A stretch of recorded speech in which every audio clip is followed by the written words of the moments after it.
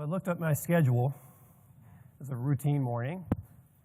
And my next call was a consult with another physician.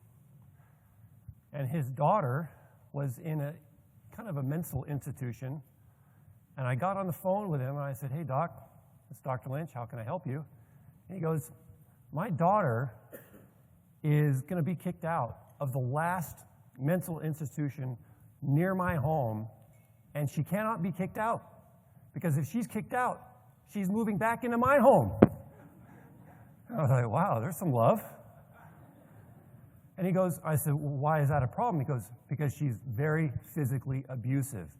She has beat me up and my daughter up multiple times, and so we sent her to a home because we could not get her stable.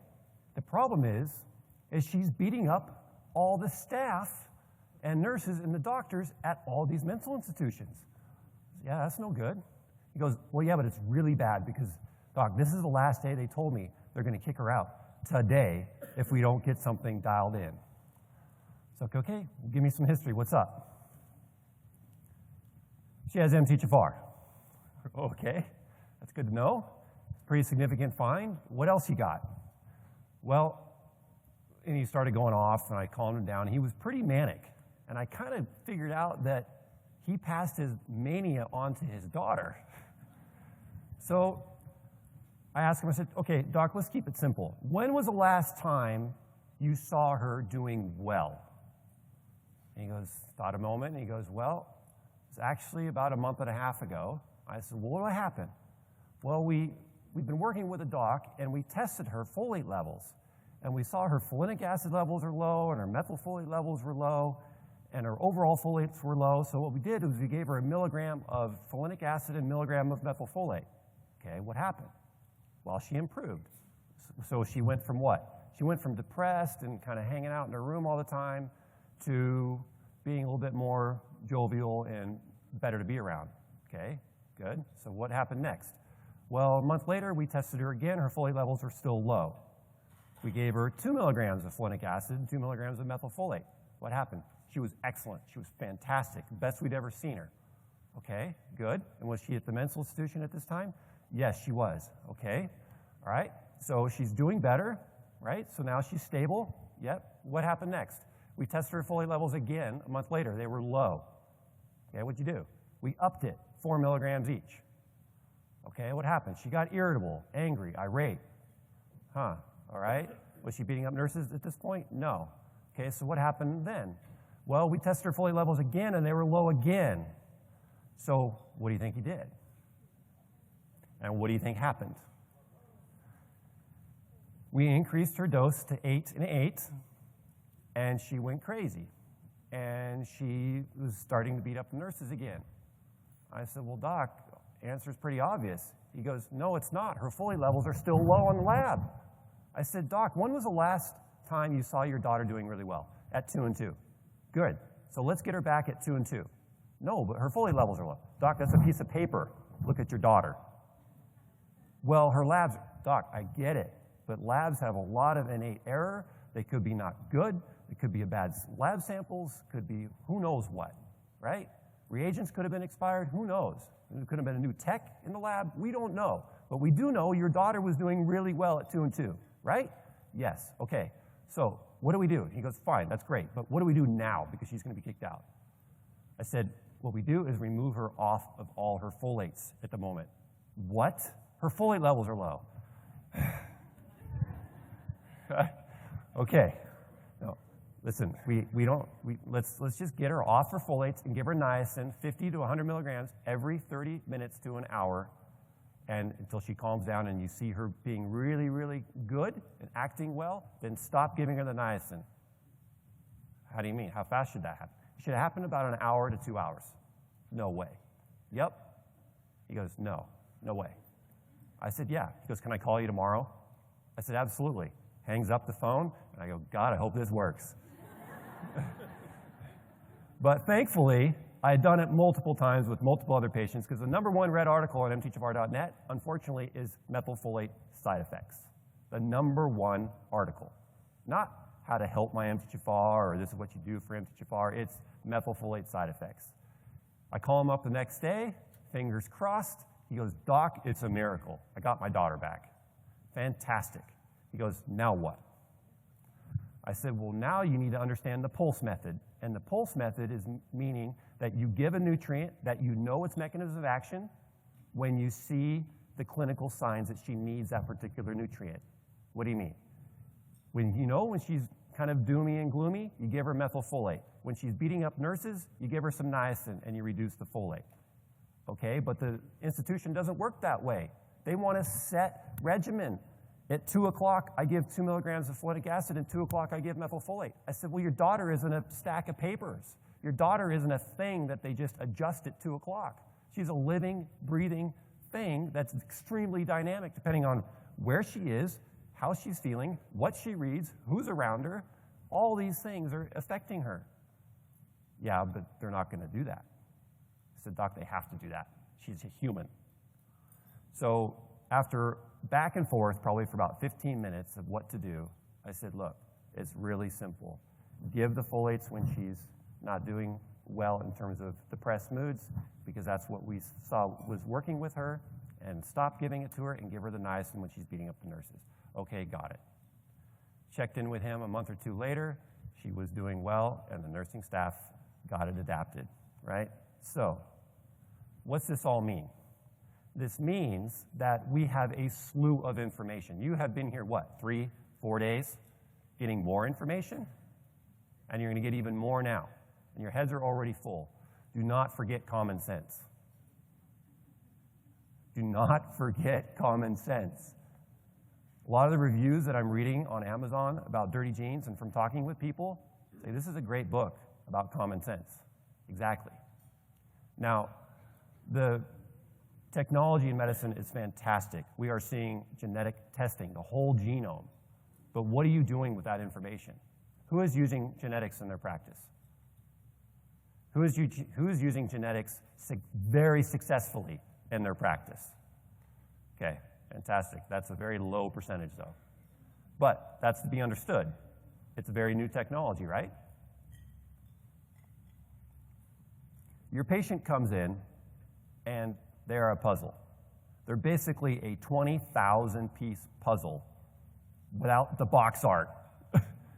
You do not know what puzzle you're building. You don't know if it's a mountain or a country scene or a train station. You have no idea. All you know is you get a genetic report back, and they have MTHFR, right? And so many people dive into that particular puzzle piece because it's the shiniest one. It's the coolest looking puzzle piece. But how do you build puzzles? Do you find the shiniest one? No, you find the corner pieces. Then you find the straight edge pieces. You build the foundation of the puzzle. You don't go for the shiniest piece. So we've got to stop doing that. I fell for it. This is common sense. When your patient comes into your office with symptoms, I want you to stop thinking that they're symptoms, and I want you to start thinking that they're dirty genes. Any symptom your patient has is a culmination of all the choices that they have made and not made, and made their genes dirty as a result. Every single symptom your patient has is a dirty gene. What causes dirty genes? This stuff. Air. You breathe 11,000 liters of air every day. The number one recommendation I have for people is A, avoidance. Avoid, avoid, avoid. You don't supplement first, you avoid things. You avoid toxic people, you avoid toxic things, you avoid toxic news. So these are the things that dirty people's genes, and what happens is they alter your gene's expression and your patient's genetic expression. As a result, things change in the body, and if they change for too long, disease sets in. If you come home and everything's fine, you can come home, you can throw your stuff down, watch some TV, have some dinner. But what if you come home the next week, you get out of your car and you notice your house is broken into, the TV's gone, the drawers are open, clothes are on the floor. What are you going to do? You're going to get in the fight or flight mode. So when your patient does something that is not right to their own genes, their genes are going to go in fight or flight mode, and the rest and restore mode is not going to happen. Who's seen this in their practice? Any type of genetic test report. What is the first thing that you do, right? You look at the red things. Now I ask, is red and yellow bad? Not necessarily. They can be. I mean, there are some inborn errors in metabolism that are really bad if you inherit them, right? You're in trouble. Sometimes you're born dead, which is extremely unfortunate, right? So most of our patients have these types of genes. And when I was having a conversation with Dr. Robert Navio about these genes, he goes, Ben, the type of genes that you work with are what we call eco-alleles. It's like, oh, that's interesting. So you mean, exactly, they are environmentally influenced. So we have inherited from our ancestors these alleles based upon what our ancestors were doing and what their environment was doing to them. And over generations and generations and generations and generations, they've been passed on favorably to us. How many of you are in the same exact environment as your ancestors 5 generations ago? How many of you are eating the same food and doing the same things as your ancestors were 5 generations ago? Right? So is the ketogenic diet good for everyone? Is the paleo diet good for everyone? Depends on their ancestors. So you've inherited genes from your ancestors, but what happens is people say, what risk alleles do you have? That's a bad word. Risk is a bad word. You want to minimize risk. People look at the greens on the report, and so do you, and so did I for a long time. I'm fine is what goes through their patient's head, and your head is going, oh, they're fine. You skip all the greens on the reports, right? Right? You skip all the greens. You go through them. You look at the yellows, and you're like, kind of bad. But you look at the red ones, that's where you focus, because those are the bad ones. Doc, how do I fix this? How do I fix this red thing on my report? These are variants. That's all they are. They're variants. They either slow the genes down or they speed them up. Sometimes they're deleted, but it's certain sections, and sometimes deletions aren't completely gone, but sometimes they are. But these, I want you to understand, is that they're variations on how the gene works. But this is scary stuff. And then when you apply it to a pathway and you start putting all the genes together and all the variants and you start looking how the genes interact together versus one-on-one, then you look, wow, this individual's folate pathway is really jammed up. So this is the folate pathway, according to science today. Might change in 20 years. But we see MTGFD1, which is an important gene. We see GHFR, SLC, which transports folates. We see MTGFR at the bottom. Okay? So all these red things on the diagram mean that there are variants there. And they've slowed the genes down. And we see the red and we think bad. And when you look at this individual's folate pathway, you're thinking, wow, they're pretty messed up, right?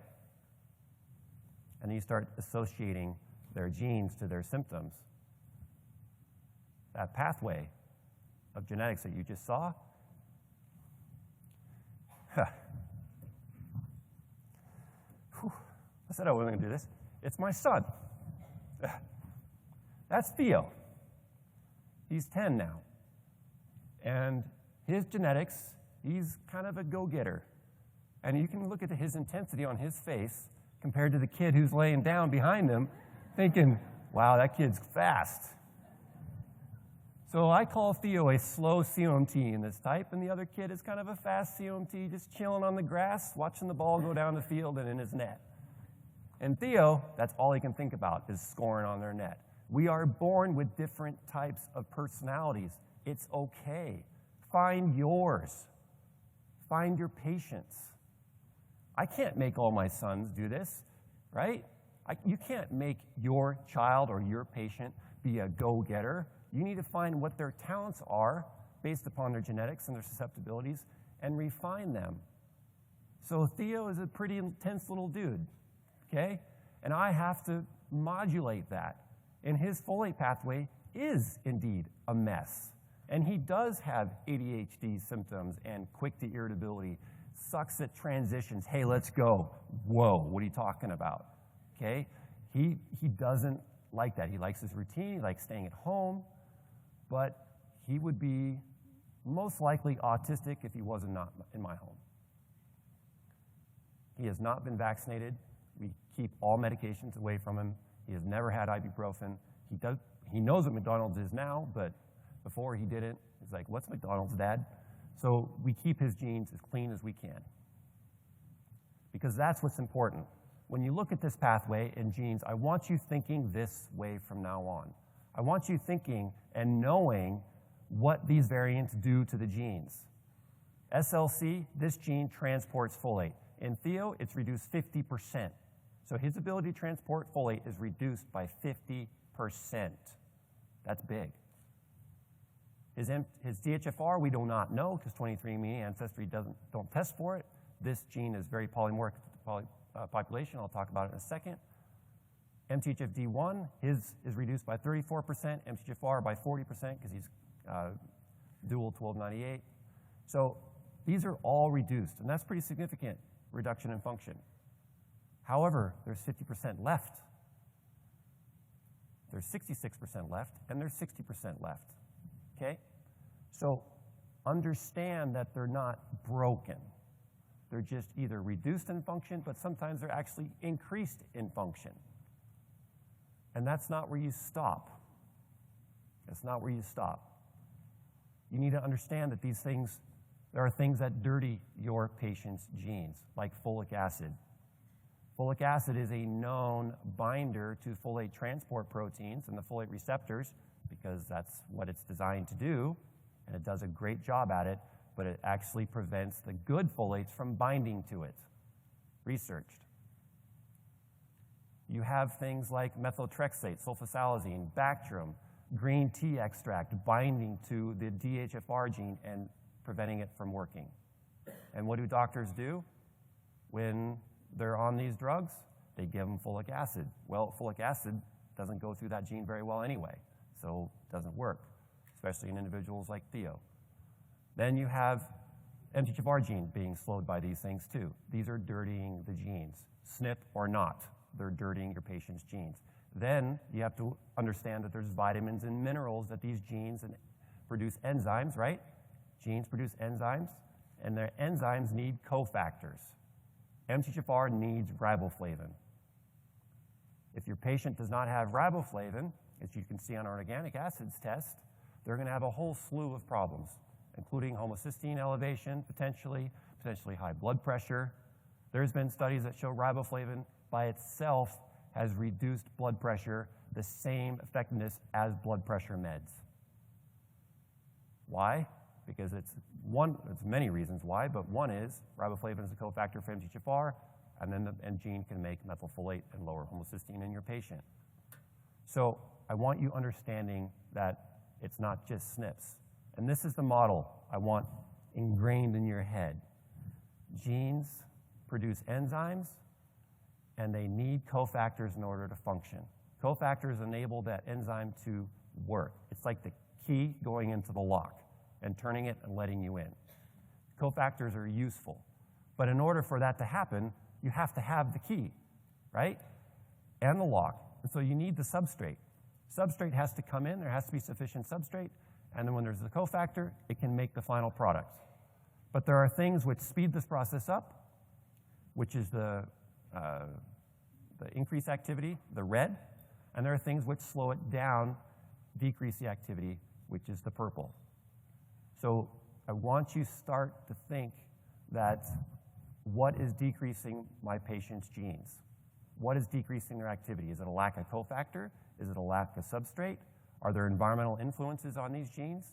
And what's speeding them up?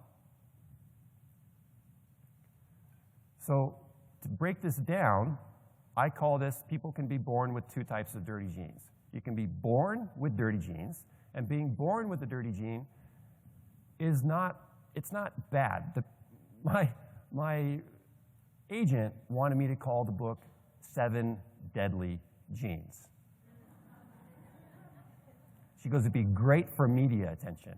I said it would be terrible for the reader. She goes, it'd be great for media. You get a lot of news. I said, I don't care. I want the reader to be empowered, and these are not dirty genes. They're not deadly genes. They're kind of, they struggle. And then I was working with a writer, and she goes, dirty genes. I was like, what? She goes, dirty genes. I said, that's perfect. Because when you have something dirty, you can clean it up. You can clean it up. So that was empowering. So when you know your SNPs and you know your variations, you know where you have susceptibilities, and that empowers you to say, wow, look, Jody, you've got an MTR SNP. This reduces your capacity to move homocysteine back to a healthy level, and you're reduced in function by 25 to 50%. So your lifestyle choices have to be dialed in, because you're born a little bit weaker in this area, but that's okay. There's benefits to it too, but you have to make sure that you keep this gene clean. Now, there became dirty genes. What do most of you do, and most of your patients do, when they find their genetic report and they see that their MTR gene or any gene has no SNP? Big relief, right? Big relief. BRCA genes, tested by 23andMe and other companies.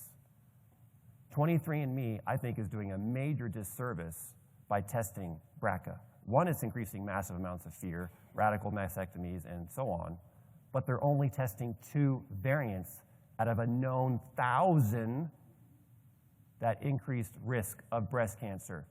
So when the person gets their genetic report back, and from 23andMe, they check the box, yeah, I want to know if I have a BRCA1 or 2 gene, and 23andMe goes, you don't have it.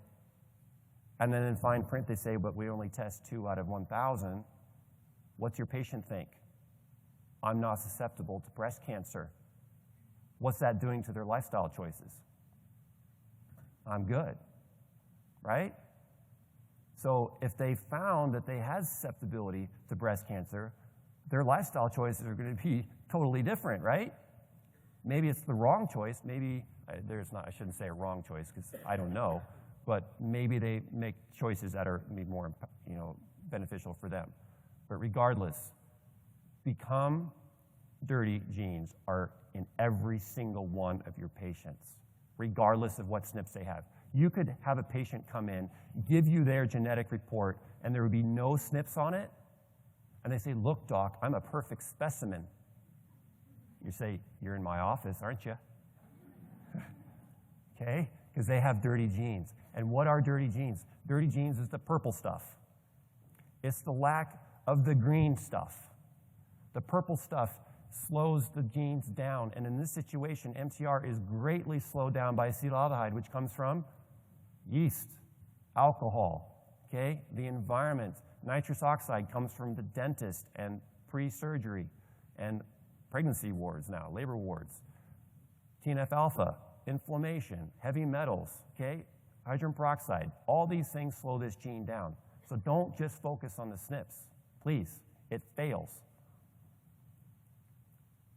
And what I forgot to mention is a really dirty gene without a SNP there can slow it down significantly, 0 to 90%. I threw those numbers there. I don't know, but we do know that if a patient has exposure to nitrous oxide, inflammation, heavy metals, yeast overgrowth, of low glutathione, they're going to be sicker than the other patient who doesn't, right? And part of this is when you understand the mechanisms which these compounds affect genetic expression, it's pretty empowering as a clinician because you're no longer guessing. And by the way, all these purple things and green things, these are all from the National Library of Medicine. They're all researched, and there's a full bibliography in the back of where I got all these purple things in the papers, so you can read the thousands of papers that I've read if you choose to do so, or you can just look at the diagrams. This is clean genes, common sense. Clean air, sauna, whole food, in the right amounts, right? So basics. So printing these 2 slides out is useful for your patients. You can print out the dirty one and the clean one, and you can put them side by side. Whatever you want to do to these, you're welcome to. to share with your patients. It's helpful. Now we're going to get into some science, if we haven't already. I'm going to test your brains. I know it's early. I know you've had a long, great conference so far. Now, folates do two different things. Well, multiple different things. But I want you to divide them into two categories.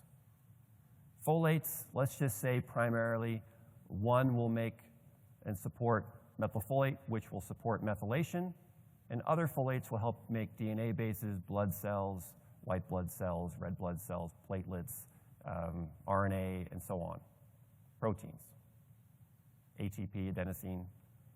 So keep that in mind. So what happens if someone has MTHFR? Is that bad? Look at the arrows as a roadmap, as a detour sign. Red is kind of like a detour sign. You can't go down this road very well. You still can go, right? For local people living down that street, you're welcome to go. But the rest of you, if you don't live in this neighborhood, you got to go a different route. What is going to happen to these folates? What do you think? You've got MTHFR, which makes methylfolate, and that goes towards making makes methylfolate, which supports methylation. What's going to happen to the type of folates which make purines and privines? It's going to go up. So maybe people with MTHFR have more folates available to make and repair their DNA.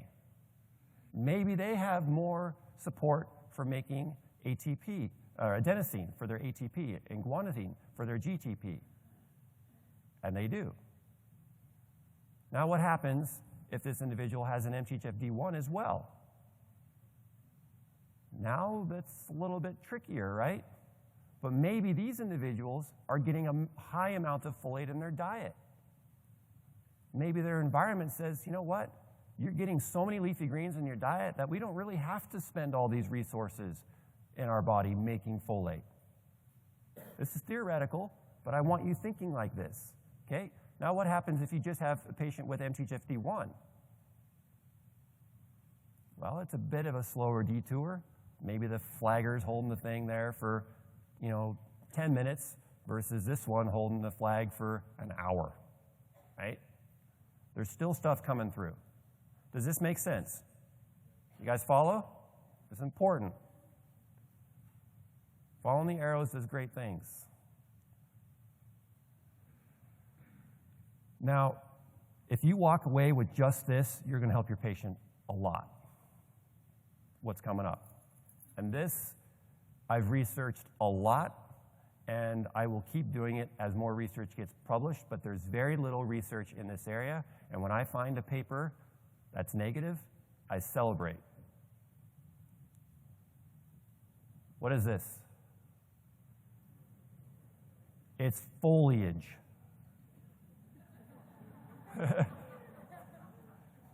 It's foliage. It's folate. Okay? Foliate, foliage. Oh boy, I can speak now. Foliage and folate, right? There we go. I'll get it. Folic acid is found in everyone. And you're like, well, that's great. No, it's not great, because folic acid is not foliage. Folic acid is synthetic because we decided to process grains in our foods so badly that we strip the nutrients out of it. So instead of saying, oh, shoot, I guess we shouldn't do that and stop processing the food, we designed synthetic nutrients and stuck it in there too. So when people take 220 micrograms, what's the RDA? If you're not pregnant, 400. So basically almost half the RDA. When someone takes half the RDA of folic acid, there is still 80% in the blood as unmetabolized folic acid. What is unmetabolized folic acid? It's folic acid that is not metabolized. It's folic acid that doesn't do anything physiologically in the body. Folic acid has no physiological effect in the body until it goes through your patient's genes. It has to go through the genes to process the folic acid into some form of active folate. It's dead, it's inert, and it gums up your patient's genetic expression and the transport of other vital nutrients. Folic acid is garbage that the genes have to deal with.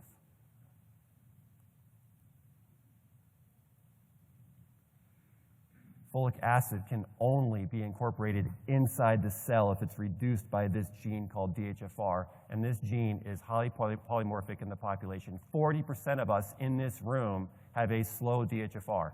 40% of us. How many of us know this? None, probably. Does anyone know that they have a DHFR? Yeah? Great. Okay, it's going to become more prevalent because I'm going to figure this out. Here it is. There's the DFR gene up there, very high upstream. We're focusing on MTHFR, but DHFR is highly polymorphic in the population. Do you know that folic acid was tested on rats? And the rats can process folic acid extremely fast, no problem. The human DHFR gene is 200 times slower than the rats. 200 times slower is the human DHFR. Then, if you happen to be one of the 40%, so 4 out of 10 people who have a deletion in the DHFR gene, your ability to process folic acid goes down even more.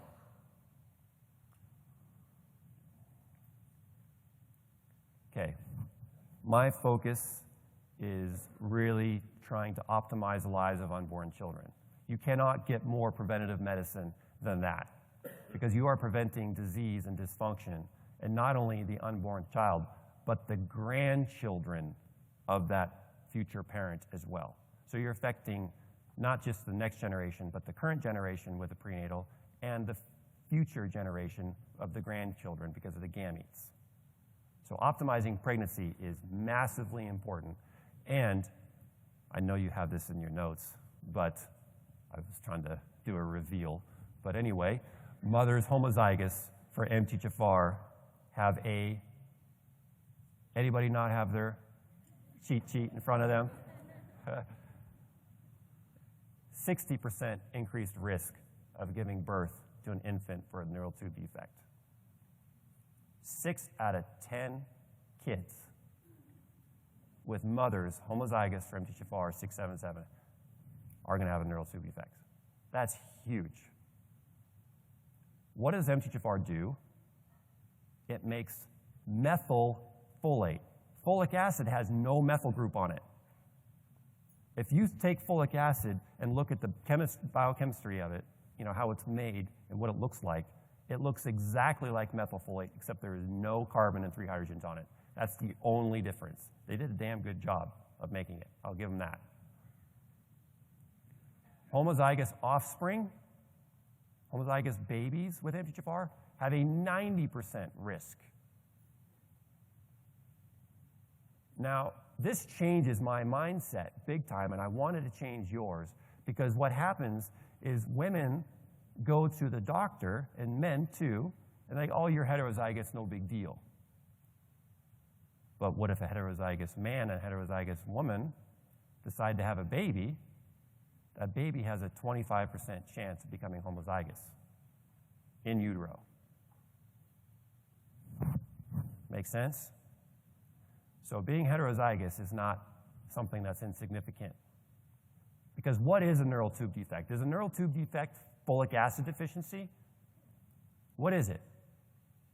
It's a methylation deficiency. It's not a folic acid deficiency. It's not a methylfolate deficiency. It's a methylation deficiency. And the paper for this, should you choose to read it, it's a great one. Neural tube defects, case far from closed. It is a free paper on PubMed. The folate receptor has a higher affinity for folic acid than the body's primary form of folate, which is methylfolate. Folic acid binds to the folate receptors. Folic acid binds to the folate receptors better than the best type of folate in circulation. Is that good? How do you kill yourself in, that's a weird question. What is a known gas which binds to your patient's hemoglobin and yours better than oxygen? Carbon monoxide. Can you die from that? Yes. Are you dying from carbon monoxide if you're just generally walking outside? No. But as you get more and more and more of it, your performance, your cognition declines. If you hang out in your garage or you're hanging out, on a busy street, you're going to get more stupid. You're going to become stupider, more stupider, okay? So the more folic acid your patient gets, the more stupider they're going to become, and the more symptoms they're going to get. And what do patients get if they have recurrent miscarriages? We're going to give you more folic acid. We're going to force it. And does it work sometimes? Yeah, it does. Is it the ideal situation? No, it's not. Yes, folic acid has done good things, absolutely. I'm just saying that we're no longer using horse and buggies to travel, right? We've got planes, trains, and automobiles. So let's get rid of the horse and buggy. I love horses, though. Okay, so if the transport of folates is carried by the folate receptor, and folic acid binds to the receptors better than methylfolate, what do you think? This is a mental health conference, right? Right? So is folate supposed to stay in the blood?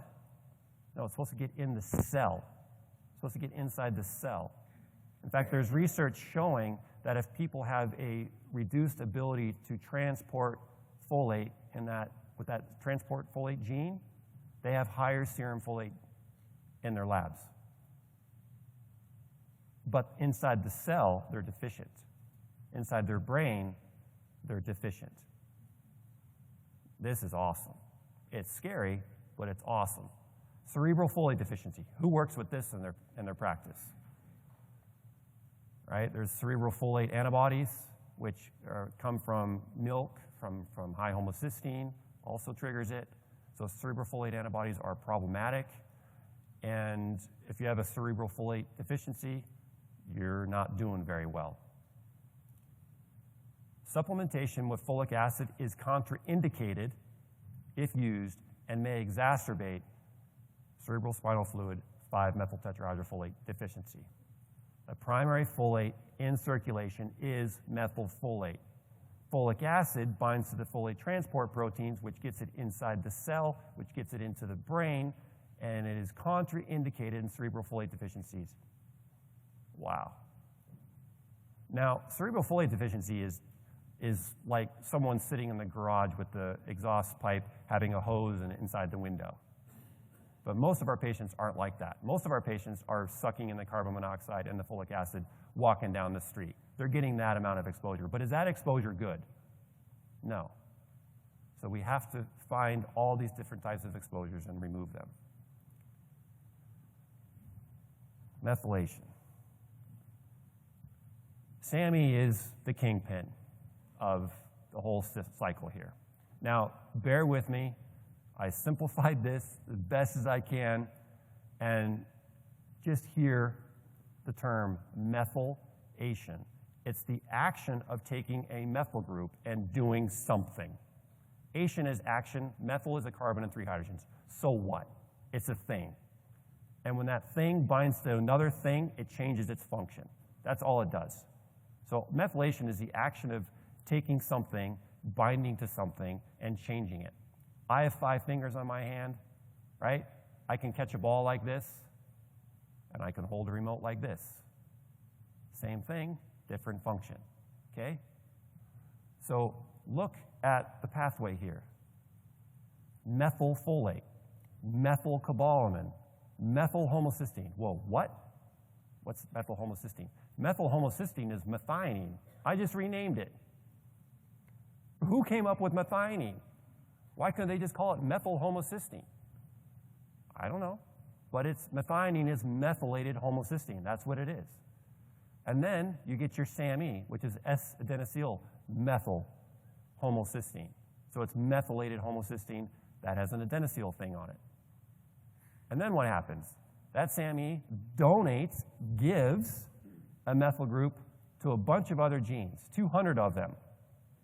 And 80% of those methyl groups are given to make phosphatidylcholine, which is important for what? A lot, all your cells, membranes, and your gallbladder. Probably didn't know that one. You have to have sufficient sufficient phosphatidylcholine to move the bile through the little tiny sphincter of Oddi. I love that name. Otherwise, it becomes sludge. So if your patient's gallbladder contains of 10 parts cholesterol or less than 10 parts phosphatidylcholine and 1 part cholesterol, they're going to have gallstones. Gallstones, partially a methylation problem because you have to have sufficient phosphatidylcholine to move that bile through because it's very slippery. Who's used liposomes before? They're slippery. So 80% is used to make phosphatidylcholine and creatine. If you see low creatine on a lab, especially in kids, that's the problem. They're not methylating well. I didn't say creatinine, I said creatine. So SAMe gets made from all these methyl things. It donates the methyl group. What happens after SAMe donates its methyl group? What happens to SAMe? What does it become? It becomes homocysteine. It becomes homocysteine. So after SAMe, it's done its job, it becomes homocysteine. Then what happens? In the presence of methylfolate, methylcobalamin, it spins around, or in the presence of trimethylglycine, it goes up. In the presence of B6, it gets out of there. Okay? But what happens when you do not have all these nutrients? What happens if your patient doesn't have enough B6, methylfolate, methylcobalamin, trimethylglycine, or magnesium? Homocysteine goes up. Oh, okay. Vitamins and minerals matter. Who knew? Right? So these diagrams prove that vitamins and minerals work. Your patient is not deficient in some medication. They're deficient in what the body needs, which are vitamins and minerals. Medications do have their needs and their uses, absolutely. Now, is homocysteine methylated? No. Methylated homocysteine is methionine. Is homocysteine bad?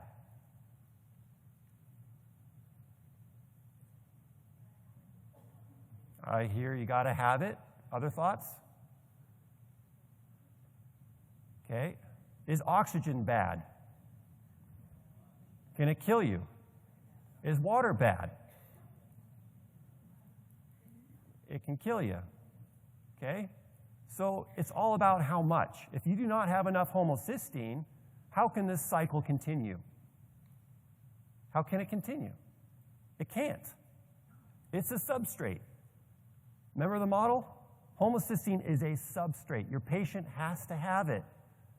If they don't have enough homocysteine, they can't methylate. That is ironic. If they don't have enough homocysteine, they can't make glutathione. Follow the arrows. So if you see a low homocysteine in a patient, that's as bad to me as someone who has a high homocysteine. And no one's talking about this. Very few.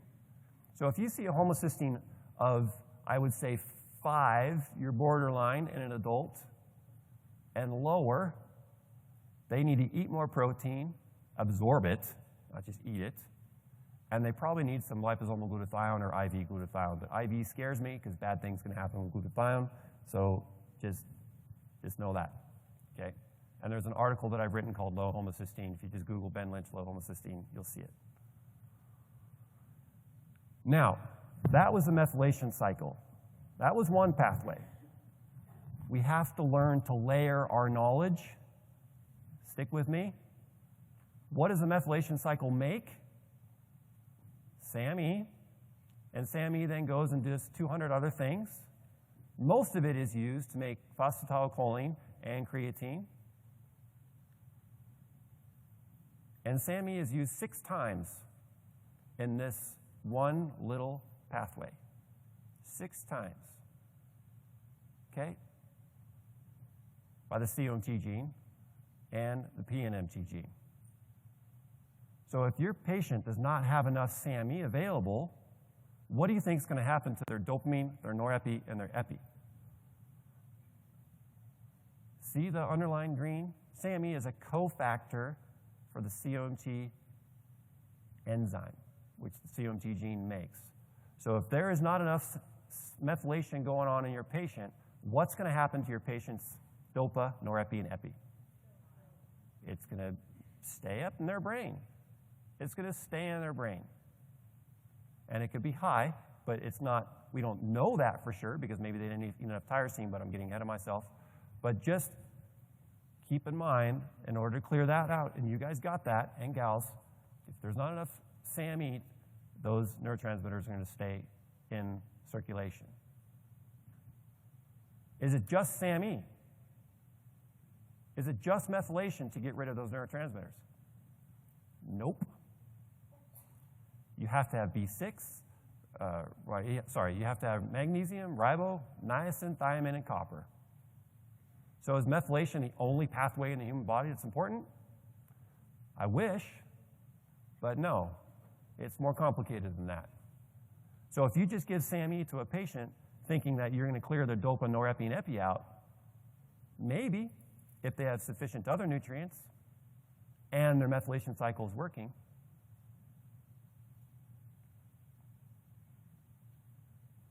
So I like to do a test with patients. It's not an expensive blood test. It's not a urine test. It's not a stool test. It's take 250 milligrams of this and let's see what happens. And it can happen fast. You do it on a day that doesn't matter. Every day matters to your patient, but tell them, hey, find a day that doesn't really matter, because if you take 250 milligrams of SAMe, it may make you sleepy and drowsy, so I like giving it to people at night, helps them fall asleep, maybe. Or it may turn them into a tyrant, irritable, cranky, irritable, worse with insomnia, and so on, or just feeling plain miserable. So you give them SAMe, and you see what happens. And you also give them niacin with it, just in case something goes wrong. You take niacin 50 milligrams along with you give them the bottle. They don't have it at home. You give them niacin 50 milligram capsule or lozenge, and you give them 250 milligrams of SAMe. Take this home. You can even do it in your clinic if you like, if they're ready for it, if you're ready for it. It's pretty quick. And say, before bed, take a capsule and see if you can lay down and fall asleep. If you can lay down and fall asleep, that tells me that the SAMe is actively removing the histamine, which causes alertness, right? So it reduces histamine, reduces dopa, norepi, and epi, and it converts serotonin to melatonin. That's like the perfect sleeping aid, isn't it? And it works phenomenally well for some patients. Other patients, that 250 milligrams does nothing. Other times, it increases their anxiety, their irritability, their depressed, they go crazy, and they go berserk. So it all depends on your patient. Now, if they get crazy from taking the SAMe, you give them some niacin. You tell them if you feel like you're getting more alert or more anxious, take 50 milligrams of niacin. Immediately when you start feeling that, like the second you start feeling more anxious or crazy, take the niacin and you feel better. But if they fall asleep, all good. And if they fall asleep, that tells me that their methylation cycle is working pretty well and that those other nutrients are somewhat on board. Now, has that been proven? No, but it's a good clinical little thing that I have, and doctors like to use it. There's the SAMe again, but what I want to state is, I pulled this from GeneCards. GeneCards, by the way, genecards.org is a great website. COMT catalyzes the transfer of a methyl group from SAMe, so SAMe donates a methyl group to the cofactor of COMT, or to the enzyme COMT, such as dopamine, but it does it in the presence of magnesium. Oh, what happens if your patient does not have enough magnesium and you give them SAMe? Is it going to clear their dopa, norepi, and epi? No, because the transfer of the methyl group from SAMe happens in the presence of magnesium. How many of your mental mentally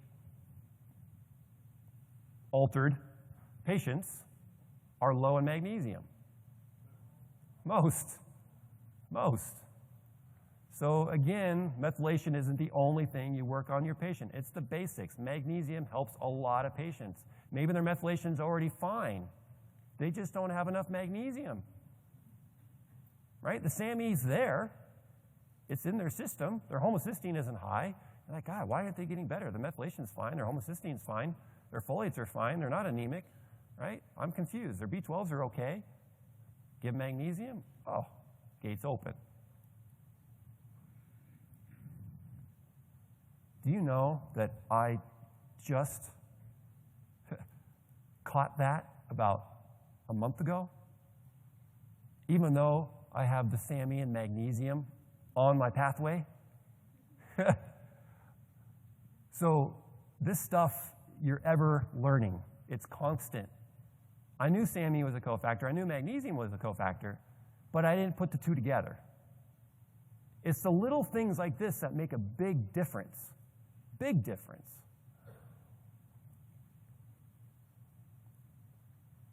Okay, who orders organic acids? Okay, great test. It's urine, it's easy. Kids don't like getting stuck. Patients don't like getting stuck in general, right? If they do, that's kind of, but if the HVA is low on a lab, what does that mean? If homophenolic acid is low on a lab, what does that mean? Typically, the labs will say, and the patient will, well, you will say, oh, you have low dopamine. We need to support your dopamine. Okay, I'm just going to do that, and I'll move on for now. VMA low, lab says what? Low norepi and epi, right? If you have low VMA, your patient is not making enough epi or norepi. And that's it. So what do? Well, you do things to make more epi and epi. And what happens? Sometimes it works, sometimes it doesn't. Who has seen low HVA or VMA and given their patient tyrosine and made them worse? Hands up. Don't be shy. I have. Okay? Right? Who has given them something to increase their dopamine and made them worse? Hands up. Don't be shy. Medicine is practice. Okay? Who has given them tyrosine every single time HVA is low and seen success? Okay? I saw a hand go up, but it also wiggled. Right. Low urinary levels of VMA, HVA, symptoms like depression, anxiety, sleep disturbances, fatigue. That's the kitchen sink. That's the kitchen sink. To me, how can you be, having all this? So it's not quite clear. There's something missing. So, HVA low, what are some possibilities? I see 10 of them, at least. Follow the pathway. Slow comped, okay? Slow comped. There could be lack of magnesium. There could be lack of methylation. There could be lack of B1 or niacin. Aldehyde DH2 could have a SNP. The MAO-A could have a SNP, and it's slower, and that's MAO-B, I believe, which is known to have a SNP and slower. It could be low riboflavin. It could be low tyrosine. They could be not absorbing protein. They could be eating a bunch of carbs and not protein really at all, right? You could have dopamine going down the sulfation pathway, becoming sulfated. It's not primary, but maybe there's something that pushes it to become sulfated. So it's being stored and not working. Dopamine could be going down the 3-methoxytyramine route, which is also not a common route, but it could be going that way, right? So I just want you thinking that if you see a low HVA on a lab, that it's not just low dopamine. It could be that it's not getting out. It could be that it's not being metabolized. So look on your organic acids and look at the other markers at play. Are their glutathione levels okay? Are their B2 and their other nutrients okay?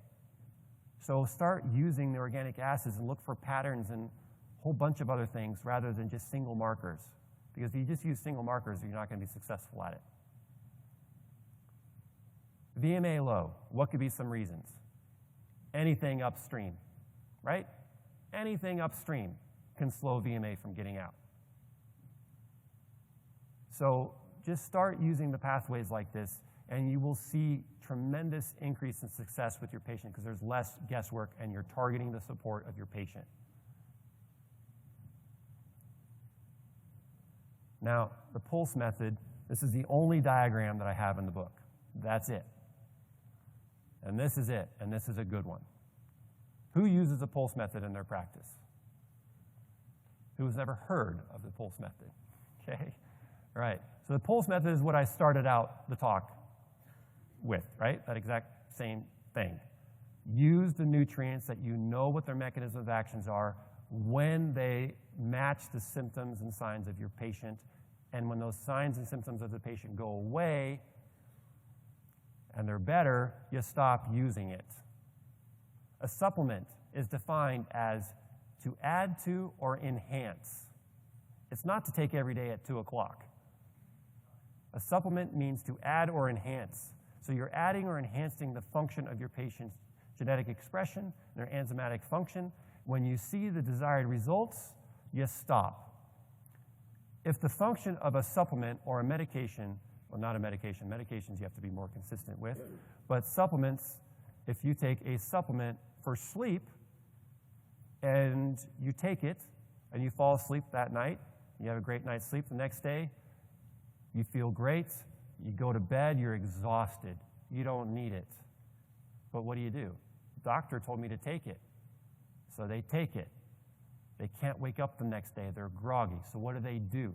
Eat a bunch of donuts and coffee to get them energy. Then what happens? They can't sleep. So they take it, okay? And then they sleep well. And then they don't need the coffee and donuts the next day. But they take it again, and they're on this merry-go-round. So always tell your patient what the supplement is designed to do. Tell them what they should expect if it's working, when it's working, to stop taking it, or half the dose, and half the dose, minimize and minimize, keep reducing the amount you need. And maybe they won't need it at all because you're restoring the function. Some nutrients are fat soluble, some are stored in bile, and you don't need it all the time. When you take too much, you're on no man's land. So you have different symptoms. And I cannot tell you how many times I've been to conferences and say, hey, doc, I've never seen, bless you, I've never seen side effects from giving methylfolate, ever. I said, no, it's because your mindset is telling you that you think you're not seeing side effects from methylfolate, okay? So any nutrient you give, including water or air, can cause side effects. So have the mindset, I don't care how good it is, can create side effects. And start understanding what the bell-shaped curve is for various nutrients, what their side effects are and how they feel good. Pulse method is phenomenally useful. I describe it in detail in the book with examples. So I'm going to give you an example now using my son, who's not here to defend himself. I like to throw my family under the bus, as yesterday. All right, so why the pulse method? You give SSRIs, maybe 5-HTP or inositol, whatever floats your boat, right, for working with your patient's mental health. You give them some 5-HTP or inositol, their mood skyrockets. They're awesome. Okay, great. And maybe you give them tyrosine. So let's give them some tyrosine and protein because SSRIs, 5-HTP, and inositol are the serotonin pathway, but as you can see, serotonin does slow down the COMT gene, which is kind of interesting.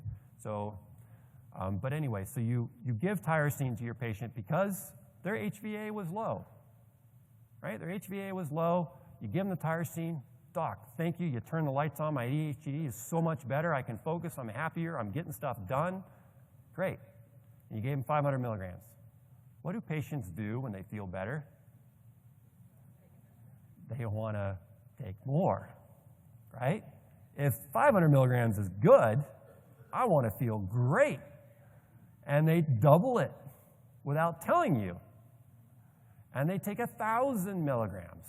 And man, they're like crazy, and they're doing really well, and they're just like this, and they're like the guy's just crazy, right? And they're really productive. Like, wow, 1,000 is great. I'm going to take more, 1,500. Now they're getting irritable, cranky, insomnia, agitated, and they call you, doc, I'm just pissed off all the time. I don't get it. And you're confused. You don't know why. This happened to my son, my oldest son. So ADHD, he has a fast COMT. So Tasman, genetically and epigenetically, he moves through his dopamine quick, right? So he moves through his dopamine really, really quickly, and if I give him tyrosine, he does really well. Problem is, he took more, and he didn't tell me, and he became agitated. He was taking, I don't know, we'll get there in a second. So I was fighting him for about 2 weeks. And we were constantly at each other, yelling, screaming. It was ugly. I'm glad it wasn't on Facebook Live. Okay? So finally, I stepped out of my parent role, which I was sucking at, and I put on my doctor hat, and I'm thinking, Tasman, what changed? Did a girlfriend dump you? You get a bad grade? Are you no longer popular at school? Your coach not play you? What's happening? Everything's fine. Something's different, man. You're not the same kid. What changed? Nothing. How much tyrosine you taking? Oh, I don't know. It's like, whatever. I was like, no. How much you taking? I told you to take 1 capsule a day. He goes, well, I'll take 1, 2, 3, 4, 5, 6. It doesn't really matter. I don't feel it. I'm like, well, apparently you do feel it. And I feel it. So stop taking tyrosine for a while, because I think you're being an a-hole because you're taking too much tyrosine. Whatever, Dad. So I go in his bathroom, which he has 2 supplements in there. One for liver support because it helps his acne, and no teenager wants acne, so he uses that, and he uses his tyrosine religiously, those 2 religiously. I have to say a word. So I pulled the tyrosine out. I took it, got my kid back. But I got my ADHD kid back. So I said, dude, eat some protein or take your tyrosine, but just 1, please. So, and I said, you know what? You can get muscle, too, if you eat more protein. So anyway, that's the Pulse method at the Lynch family. Neurotransmission, gut health. Organic acid shows yeast overgrowth, okay? Start understanding the mechanisms of action, why this actually happens. Okay? Yeast make acetaldehyde. Acetaldehyde is produced by the yeast, and why they do it, they deplete your patient's B1 and magnesium, not their own. They get it from your patient. So they're using your patient's own thiamine and magnesium to make acetaldehyde, which is known to inhibit methylation. Because if you look at the methylation pathway, oh, there's the acetaldehyde. So they're groggy. They're not feeling very good, right? Now, does acetaldehyde increase homocysteine by itself? Well, alcohol does, right? And alcohol turns into acetaldehyde. But alcohol is also, oxidative and damages mitochondria and all that too. So, but just note that acetaldehyde does slow this gene down. So the number one, I asked Dr. David Berger, who works with autistic kids a lot, I said, what is your top treatment for basically every single autistic kid that comes through? And he goes, antifungals, 100%. Antifungals, anti-yeast, killing the yeast, number 1. And I'd have to agree with the kids that I worked with also. Yeast is huge. It's not just in kids, is it? Now, gut health, LPS, where does that come from? Gram-negative bacteria. Okay, so getting gut stool tests. If the GI map digestive section comes back dirty, your patient's genes are dirty, and you might want to dig deeper with a stool test, and I recommend it. Because that slows down your ability to make SAMe. Does the body care about methylation when there's gut infections? Not really. Is glutathione important for neurotransmission? Glutathione neutralizes hydrogen peroxide. it also helps get rid of mercury, okay? So you've got to have sufficient glutathione on board because glutathione also speeds up the CBS gene. Why would it do that? Or, sorry, hydrogen peroxide speeds up the CBS gene. Why would hydrogen peroxide speed up the CBS gene and slow down the MTR gene? When I saw this, I was like, wow, the body is brilliant. Why would it do that? To make more glutathione. Exactly. So when we start understanding what the body is trying to do, we appreciate it and we can support it.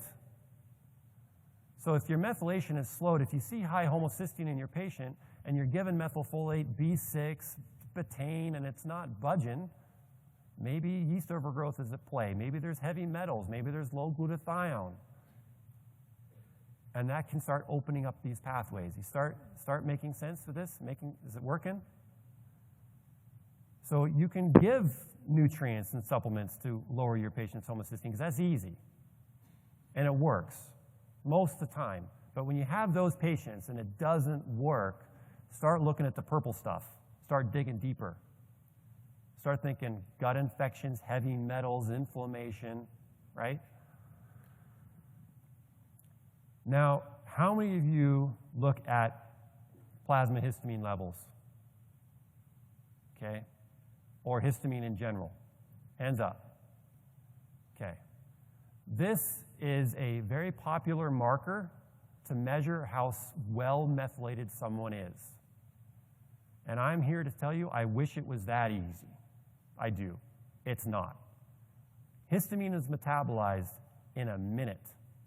The half-life of histamine is 1 minute. So by looking at histamine itself in the blood is not useful. And it's not just methylation which gets rid of your histamine. If you look at intracellular histamine in the middle of your diagram here, you see SAMe as the cofactor for the gene that processes histamine, right? HNMT. You see that? Which is great, because now we have methylated histamine. What does methylhistamine do to the gene HNMT? Follow the dotted arrow. It slows it down. So if you give methyl support to your patients and they do not have sufficient riboflavin, follow the arrows down, methylhistamine is eliminated with MAO-B, which is polymorphic in the population, is slower, and they don't have enough riboflavin, you're making a bunch of methylhistamine and actually increasing histamine in their system, despite sufficient methylation. You follow? Okay? So you have to make sure the downstream pathways are open. If your bath is already full and it's about to overflow, you're going to add more water? No. You gotta make sure downstream pathways are open. And this is a really, really important diagram because a lot of your patients have high histamine because histamine triggers inflammation and immune response. So histamine is going to be high in a lot of your patients. So, and a good test is if you give your patients Benadryl and they feel better, and their symptoms are gone, they're no longer manic, they are not insomniac. I hate to say that as a naturopathic physician, but as a really simple, quick test sometimes when you're really struggling, you can't get them better. Your symptoms go away when you take Benadryl. If they are, you've got histamine going on, and you have to find the infections, you have to find the environmental insults, you have to find the inflammation. Until you get rid of those, you're going to be struggling. I had one of my employees text me, and he goes, Ben, my allergies are wicked right now. And how much of this supplement of yours can I take? And I was like, okay, that's kind of weird. He goes, I'm already taking a lot. And he wants to take more. So the supplement's pretty good, and he wanted to take more of it. It's not even really pollen season. So I asked him one question. What do you think I asked him? Any thoughts? What are you eating? Huh? Well, because his allergies are horrible. Like, he can't even work. He's just tearing. He's got headaches. His sinuses are trashed. What have you learned a lot from a couple talks at this conference? Mold. I asked him by text, is there any mold anywhere? I saw the little dots coming on my phone. Funny you should say that. My office has water damage. He's not in my office. He works remotely, and he's paying low rent for this office space. And he goes, yeah. And he takes a picture, and he goes, is this bad? And he sends it to me. There is black mold this long and this wide in the corner of his office. And I say, get out of there. Leave your stuff and get out. Now, I could have said, yeah, you can take more. Take more, and we can do this. But you got to ask the environmental questions. So he got out of there. He told the landlord. They fixed it. And he's no longer working there anyway. I said, leave your stuff. Throw away your computer. I'll buy you a new one. But he had some personal attachments to his computer. He kept it. I told him not to. But anyway, so I told him to get in a sauna because the mycotoxins get in your system. And he's like, Ben, I thought that I was strong enough. He's a big dude. He's strong. He's a CrossFitter. But it took him down. And he goes, you know what, Ben? At all these conferences, because he did a lot of video for me, he goes, I always thought people were kind of weird with mold. I thought they over-exaggerated it and were just wimps. He goes, I have a lot more respect about it now. These are the fundamentals. Practice the basics, practice common sense in your clinic, and you will see improvement. If your patient does not want to practice common sense, they're not ready for your care, find someone who is. Say, I wish I could support you. When you are ready, come back. My aunt once asked me, Ben, what can I do for my sinuses? They're terrible. I said, you eat dairy? She goes, yeah. I said, stop dairy. She goes, no, I love dairy. I said, enjoy your sinuses then. Straight up. 2 years later or 3 years later, I get a Facebook message from her. I stopped dairy, my sinuses are cleared. Good job. So don't force your patient. They're ready when they're ready, and don't make yourself try to force them to be ready. Your job is a guide. Your job is not to fix them. Your job is to guide them. Some people don't want to be guided.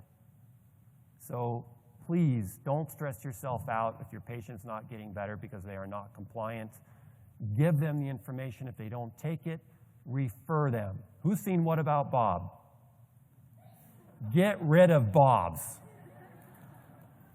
Thank you.